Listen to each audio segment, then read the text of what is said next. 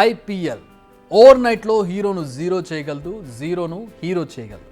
మీరు నమ్మడం లేదా? ఒక్కసారి నయా లక్నో ఎక్స్ప్రెస్ను గుర్తు తెచ్చుకోండి. At the same time bowling star స్టార్క్ను తలుచుకోండి. సీన్ ఏంటో మీకే అర్థమవుతుంది. ఎందుకు ఈ సీజన్లో హీరోయిల్ అయింది ఎవరు, జీరోలుగా మిగిలింది ఎవరు? First star pacer Mitchell Starc గురించి డిస్కస్ చేద్దాం.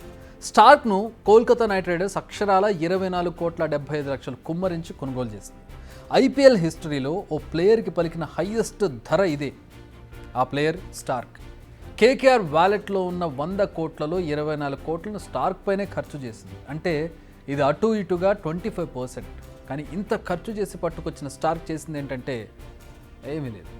సన్ రైజర్స్తో ఆడిన మ్యాచ్లో 2 ఓవర్లలోనే 39 రన్స్ ఇచ్చాడు. ఇందులో ఒకే ఓవర్లో 26 రన్స్ వచ్చాయి. ఫస్ట్ మ్యాచ్లో మొత్తం 4 ఓవర్లేసి 53 రన్స్ ఇచ్చాడు. ఇక ఆర్సీబీతో ఆడిన మ్యాచ్లో మరో 4 ఓవర్లేసి 47 రన్స్ ఇచ్చాడు. సో ఓవరాల్గా చూస్తే స్టార్క్ మొత్తం 8 ఓవర్లేసి 100 పరుగులు ఇచ్చాడు. తీసిన wickets 0. Most experienced and expensive player నుంచి ఈ టైప్ ఆఫ్ పర్ఫార్మెన్స్ మాత్రం ఎక్స్పెక్ట్ చేసి ఉండదు కేకేఆర్. అయితే ఈ సీజన్లో ఫాస్ట్ బౌలర్స్కు వికెట్స్ పడడం లేదా అంటే నో అనే చెప్పాలి. ఎందుకంటే ఎక్కువ వికెట్స్ తీస్తూ మ్యాచ్ను టర్న్ చేస్తున్న వాళ్ళు ఫాస్ట్ బౌలర్సే ఉంటున్నారు. ఆన్ ది అదర్ హ్యాండ్ ఇక్కడ ఇంకొకరి గురించి చెప్పుకోవాలి. ఎందుకంటే ఇప్పుడు క్రికెట్ వరల్డ్లో అతను ఒక సెన్సేషన్. జస్ట్ 20 లక్షలు అంటే బేస్ ప్రైస్తో టీంలోకి ఎంట్రీ ఇచ్చి ఇప్పుడు సంచలనంగా మారాడు. అతనే మయాంక్ యాదవ్.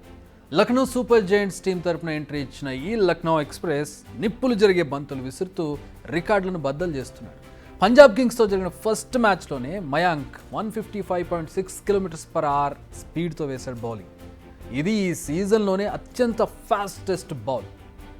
అంతేకాదు ఈ మ్యాచ్లో 4 ఓవర్లు వేసిన మయాంక్ జస్ట్ 27 రన్స్ ఇచ్చి 3 వికెట్లను తన అకౌంట్లో వేసుకున్నాడు. అంతేకాదు మ్యాన్ ఆఫ్ ది మ్యాచ్గా నిలిచాడు. ఇక ఆర్సీబీ ఫ్యాన్స్కు నైట్ మేయర్గా మారిన మ్యాచ్లో అయితే విజృంభించాడు. తన ఫాస్టెస్ట్ బాల్ రికార్డును తనే బద్దలు కొట్టాడు. 156.7 km వేగంతో బాల్ చేశాడు. అట్ ది సేమ్ టైం మ్యాక్స్వెల్ను డకౌట్ చేశాడు. రజత్ పాటేదార్ను పెవిలియన్కు పంపించాడు. ఇక కెమెరాన్ గ్రీన్ను బౌల్ చేసిన తీరైతే మెస్మరైజింగ్ అని చెప్పాలి. ఈ మ్యాచ్లో ఈ లక్నో ఎక్స్ప్రెస్ వేసింది 3 ఓవర్లు, ఇచ్చింది 14 పరుగులు, తీసింది 3 వికెట్లు. హైలైట్ ఏంటంటే ఈ మ్యాచ్లో కూడా మ్యాన్ ఆఫ్ ది మ్యాచ్ మయాంకే. ఇలా ఐపీఎల్లో ఆడిన మొదటి 2 మ్యాచ్లో ఈ అవార్డు అందుకున్న మొదటి ప్లేయర్ కూడా మయాంకే.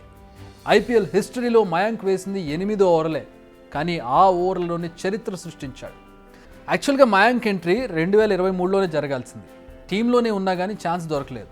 ప్రాక్టీస్ చేస్తుండగా జారిపడడంతో గాయమైంది. దీంతో ఆ సీజన్లో ఆడలేకపోయాడు. కానీ ఎక్కడ డిసప్పాయింట్ కాలేదు. ఇంతకు మించి ప్రిపేర్ అయ్యాడు. ఇప్పుడు స్టార్ అయ్యాడు. మయాంక్ని ఎవరో అడిగారు, ఏంటి నీ డ్రీమ్ అని. ఏముంది, బ్లూ జెర్సీ వేసుకోవాలి, ఇండియాకు ఆడాలి అని టక్కుని చెప్పేశాడు. ఇప్పటికే బీసీసీఐ సెలెక్టర్ దృష్టిలో పడ్డాడు మయాంక్. వెరీ సూన్ బ్లూ జెర్సీలో మయాంక్ కనిపించడం ఖాయం. ఇందులో ఎలాంటి డౌట్ లేదు. ఇప్పటికే మయాంక్పై సీనియర్లు ప్రశంసలు కురిపిస్తున్నారు. ఓవైపు స్టార్క్, మరోవైపు మయాంక్. ఒకరికి 24 కోట్లు, ఒకరికి 20 లక్షలు. ఒకరేమో విదేశీ, మరొకరు దేశీ. ఈ కంపారిజన్ ఇప్పటికే ఫ్రాంచైజీలకు వచ్చి ఉండాలి. స్టార్క్ ఎక్స్పీరియన్స్ ప్లేయరే, అందులో నో డౌట్. కానీ ఇప్పుడు మయాంక్ ముందు స్టార్క్ తేలిపోయాడు. ఎప్పుడు ఫామ్లో ఉండాలని రూల్ ఏం లేదు. కానీ ఇండియాలోని న్యూ టాలెంట్ను వెతికి పట్టుకోవడంలో ఫ్రాంచైజీలు వెనకబడితే టీమిండియా తరపున ఆడాల్సిన ఎంతోమంది ప్లేయర్లకు అన్యాయం చేసినట్టే అవుతుంది. సో ఇకనైనా దేశీ ప్లేయర్లు, మన గల్లీల్లో ఉన్నటువంటి టాలెంట్ మీద ఫ్రాంచైజీలు దృష్టి పెట్టాలి.